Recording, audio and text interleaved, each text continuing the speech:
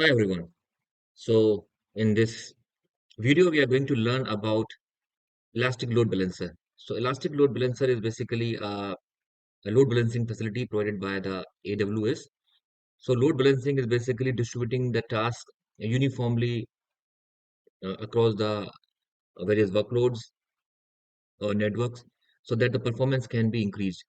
So in this exercise, we are going to demonstrate the classic load balancer. So as you see on the screen, what we are going to do is we are going to create two instances and then we will going to access these instances through the browser. So when we access the instances, then uh, our request will be sent to the load balancer. Now, whenever we use load balancer will become the point of contact. So all the requests will go to the load balancer, and then load balancer will distribute this request to the available workloads so that all the servers or the workloads are equally loaded. So we will create two instances and then we will try to access the instances and then we'll see that how the load balancer will distribute all the requests uniformly. So let's start. So I will be creating two EC2 instances and then I will be associating a load balancer so that all the traffic that want to access these instances will be equally distributed. And we are assuming that these two instances are running the same application.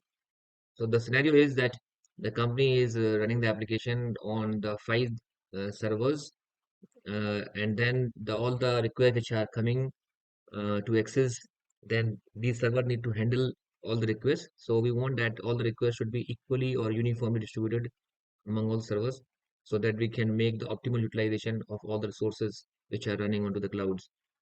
So we'll go and create the instance. So presently there is no instance running, so I'll go and create the instance. So if you have already gone through or if you are aware that how to create a EC2 instance, so I'm going to create a Ubuntu instance. So if you're already aware about this, you can just skip this part and then you can just continue with the later part that is basically linked with the load balancing. So I'm showing you how to create instance. So if you are not aware how to create the one instance, you can just watch the video. Otherwise, you can skip some part of it and then directly connect to the part which basically deals with the load balancing. So let's say the name is server here, and I want to create an Ubuntu instance. So I'll keep all the things default. This is free tier is eligible for this configuration. Instance type is T2 micro, okay, and then uh, we will be creating one key pair. So already I have a key pair with me. So if you don't have a key pair, you can create one key pair, and I am using a window machine to connect to my Ubuntu instance. So I need a key and a .ppk file. So I already have one key with me, so I am going to use that key. This is a key one.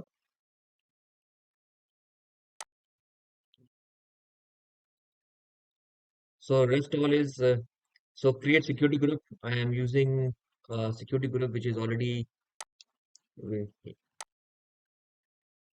existing security group. So let me check, is there any security group which is existing? So there is one security group default. So I'm going to use the default security group. And then, okay, so I'm keeping all the things default. So this default security group, basically, I want the access of HTTP port 80. So once you have uh, selected this, you can later check that what are the settings we have made in the default security group. So I want the two instances, so I'll make it two here.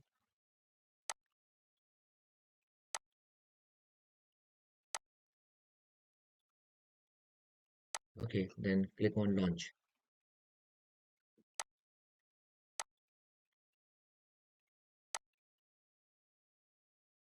So you can see that two instances have been configured for us and they're getting ready for us. So the status is pending.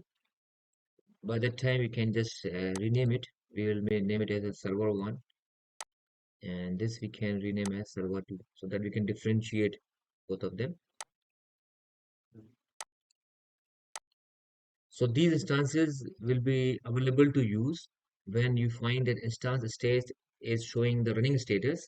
At the same time, this status check must be also completed. So there are two things to be checked. So we can have a look here. So if you go to this, and if you go for status check, then these to be shown running.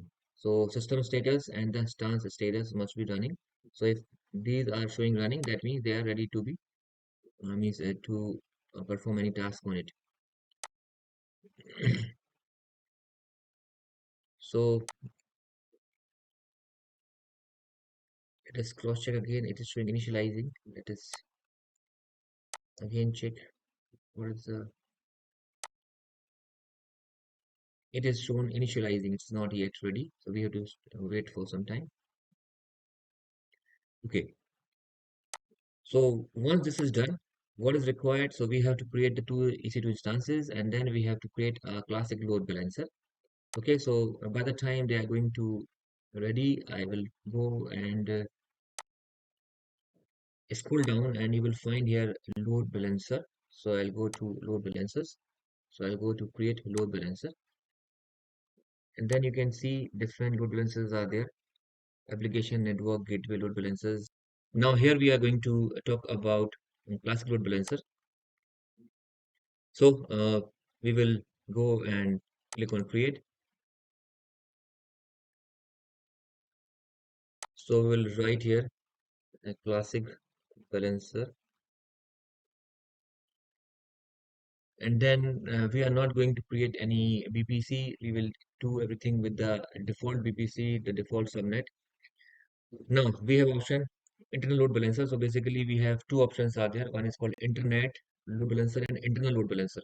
Internet load balancer is basically used to take all the requests that comes from the browser, from the uh, from the outside of the VPC.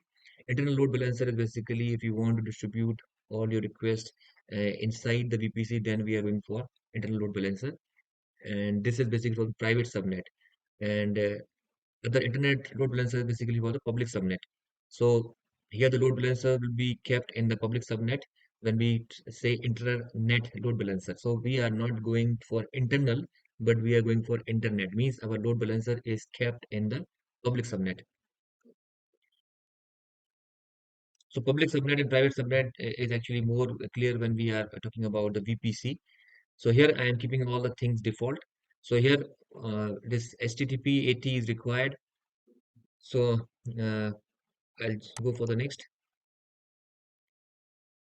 And then default security group is being used here. Okay, so we'll continue. Okay, we'll keep as it is. Okay, go to next. And then health check. So whenever any request come to load balancer, then load balancer does not simply divert this to various workloads or various servers who will take this request, but the first it will check that the instance is healthy or not, means it is properly working or not. So it will check that this particular port is working for it because we are looking for HTTP. So we will check that this port is working on the instance or not. And this page, so this is the default page that is to be accessible. So we will give that this SS page is properly working or not. So I'm keeping this as a default, and I'll move to the next part. Okay, so there it will ask that in this load balancer, what instances you want to associate. So okay, I will be going to associate both the instances. That means all the requests which are coming to the load balancer will be distributed into these two EC2 instances.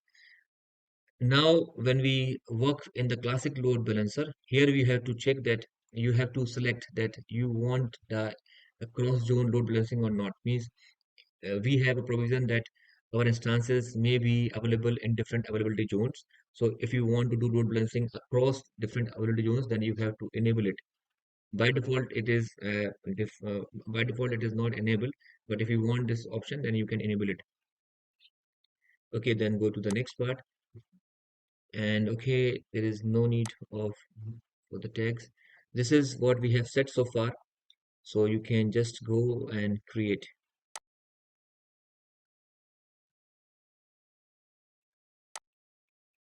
Okay, close. So our load balancer is ready, and you can just click on it. And so you can see that because we have enabled the cross zone load balancing, so all the availability zones are shown here. If you are very sure that you don't want to do the cross zone, then you can just disable it, and then in that case you will only able to do the load balancing in the same availability zone. This is the default BPC which is assigned to us. Okay, the other things you can see. Now, security group, as I said, we have chosen the default security group. So one thing to make sure, if you are using a default security group, you have to see that the HTTP inbound condition must be enabled. So the security group basically allows that what traffic will be allowed to come inside, what type of request should enter to your uh, kind of VPC, your network, and what kind of request is allowed to go out. So normally we set the condition that what kinds of requests should come in for the sake of security reasons. Outbound, we say all requests which is sent from the inside is allowed to go outside. But for the inbound, we are very careful. So we'll go to security group. It shows this is a security group. So in order to check that what exactly is the security group, so now we see the status of our instances. So status has been checked and they are running. And one more thing we have to check about the, okay, let us go here and go to the properties. And here you can see the public IP, private IP is been assigned here. And I am looking for a security group, which is we have chosen as a default because here we want that there must be an inbound condition must be set for HTTP.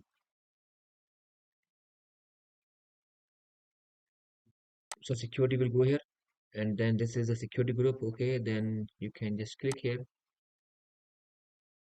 and then you can go to edit inbound rules.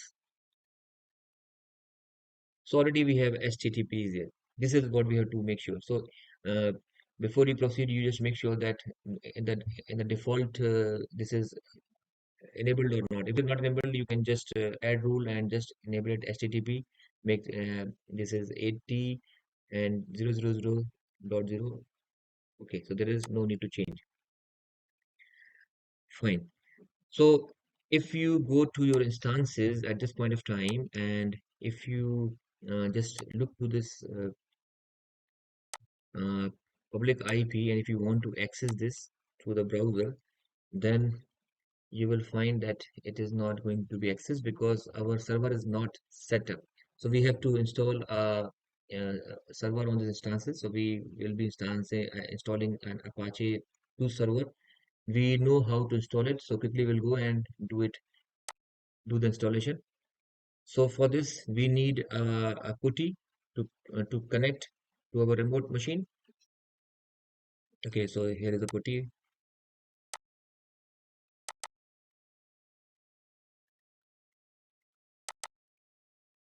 Okay, so I will go to this is just a minute. We'll go to server one. This is my server one. So I'll take this public IP address and then I go to putty and then I will provide this IP address and then through SSH I provide my credentials. I need to provide the key. So already I have a key one, and then you click on this, click on accept, and then So we are able to connect to our Ubuntu server. Then let me make,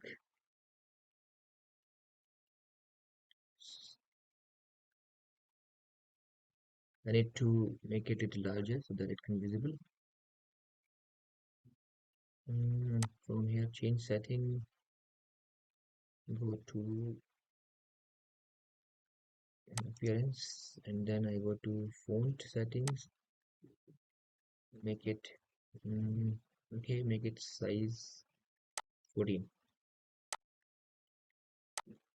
Okay, so this is better now. So here you can see, mm, you can see clear. Okay, so the very first thing we will update our Ubuntu machine. So sudo apt get update,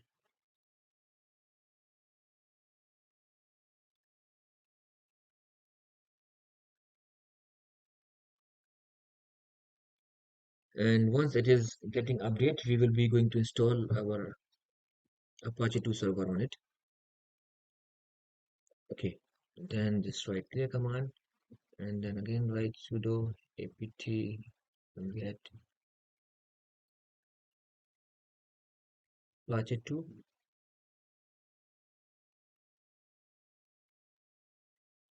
So we have to write install Apache 2.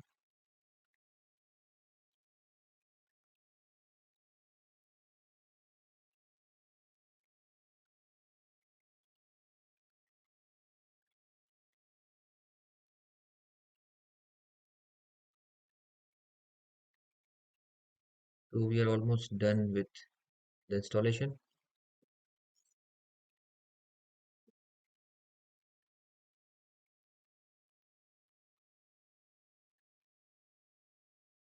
Okay, so we can just verify that this installed or not. So now we can go here again and we can just refresh this, and we can see that this page is visible now. So now we are actually installing the two. We have two instances, and both the instances are installed with Apache 2 server, and the default page of Apache 2 is this one. So we want to differentiate that which instance is running. So for this, we will be going to uh, change this. We are going to change this page, and we will going to modify the page so that it's easy for us to identify that which instance is actually being accessed. Okay, so we'll go back.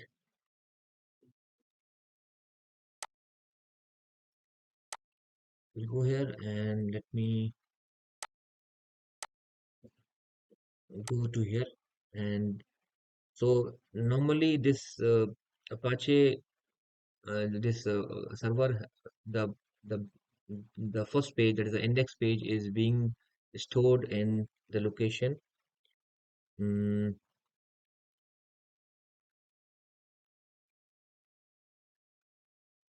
so if we click on ls command, we can say this is the index page, which is the default page of this server. So we are just going to remove this.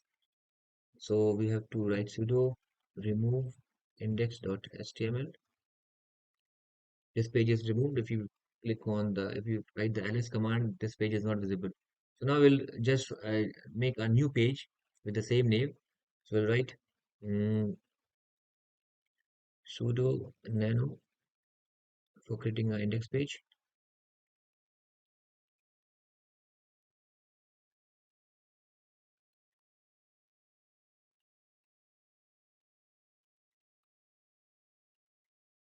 Well, this I have write index comma html. So let me remove this sudo im index comma html. Okay, so there is nothing now. So again I'll do sudo nano index.html.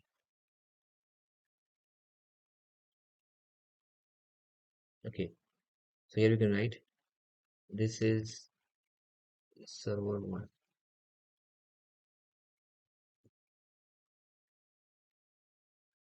Control S and Control X, if you do, then it will be saved and exit. So now this page is yes, this is it. Okay, then we write sudo cat index dot html. So we can see that this is the content of the server. This is server one. Okay, now this is done. So we will have a cross check here. You can go here. You can just again, this is server one. You can just take this IP and again try to access from here, and it's shown here. Now quickly we'll go to server two and do the same kind of configuration. So I go to EC2 dashboard, this instances, and then I go to server two. Okay, so for this again I am going to use a putty. So let me take the public IP of this. This is public IP I have copied here, and then I will exit from here, and then I will again use this putty to connect. This is the public IP for the second server.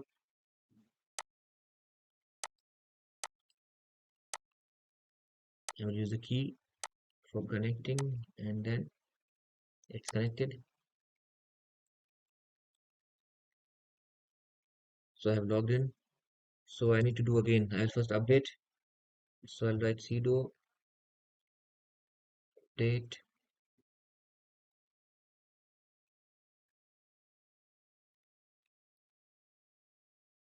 Okay, this is done. Then I have to install it. So it will take some time.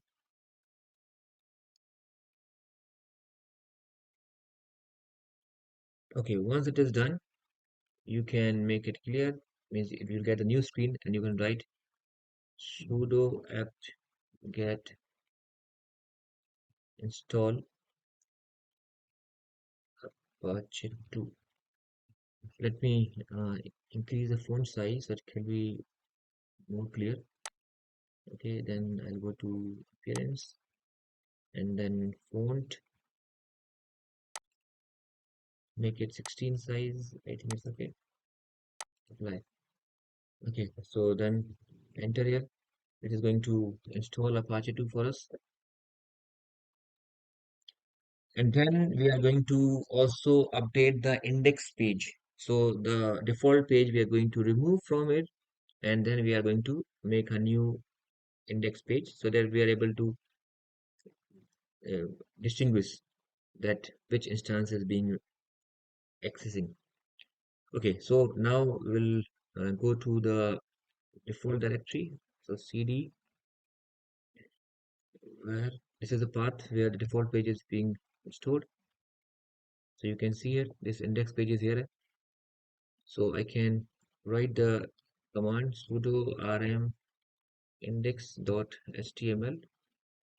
This is deleted. You can check with the list command. Now the file is not no more visible here. So then we create again a new file sudo nano index.html, and here we write this is server 2. Okay, control S, control X, and you're out. And you can want to see the content, you can write sudo cat index.html. So it will show you the content of the file. This is server 2, and we are done. So now we will go and check. So we have to, you can just take this public IP and then go here, write this public IP here, and then just enter. You will find this is server 2. Okay, so now we have done successfully. We have installed the Apache 2 server on both the instances. This is the status. Both the instances are running successfully. And then we have load balancer. And this load balancer, you can see all the details here. Okay, and you click it here. You can see that it basically have all this configuration here. Okay, so let us also go to instances here. So we can see that the two instances are actually connected with this, but this is out of service. So let us wait for some more time until it becomes in service. It is not going to be uh, used by the load balancer. So this is a kind of this time this is a sort of unhealthy situation. So let's see here what is the status.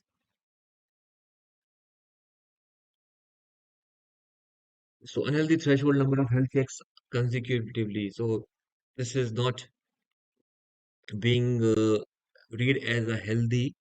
So let us make some change here. Just increase the timer here. So edit health check and unhealthy threshold is 2. Mm, healthy threshold is 10. So let us make it 5 and then click on save and then see what is the impact of this. So if we go to instances, now it is in service. So it was happening because we have uh, put the condition that it will be means all the requests sent by the load balancer must be acknowledged consecutively 10 times, then only it is assumed to be healthy. So maybe some of the some of the communication from the load balancers are not properly acknowledged, and it is assumed that the stance is unhealthy. The load balancer will only forward the request to the healthy stances. So now we are done with all the settings. We have the two instances running. We have the load balancer. We have associate the instances with the load balancer, and now the load balancers is in a position to distribute all the traffic to these two instances. So you can now go to description here. You can just look at this DNS name. Okay, now this is something which is used. This is the point of contact for from the outside world. So you can just look at this and copy this, and then you go and to the browser. You can write here and click on run. So what exactly we are doing here? So all the requests are to be sent to this address. If anything to be accessed, then it goes to the load balancer, and then load balancer will distribute uh, the request to the instances. So by default, this classic load balancers are working as a round robin. So it will send first request to server one, then to server two, then to server one, server two, so that all the requests will be uniformly distributed among all the available uh, workloads. So if I refresh it, you can find this is server 2. If I refresh it, it is server 1. Again, I refresh, it's server 2. Again, I refresh server 1. So every time when a new request is generated, it is forwarding this request to different instances, which is under the load balancing. So we have demonstrated this part. Now we will go to the second part, which is second part is this part is over. We have created the EC2 instances, we have created the load balancer, we have associated the instances with the load balancer, and we have seen that how the load balancing is being performed. Now we will look to the application load balancer.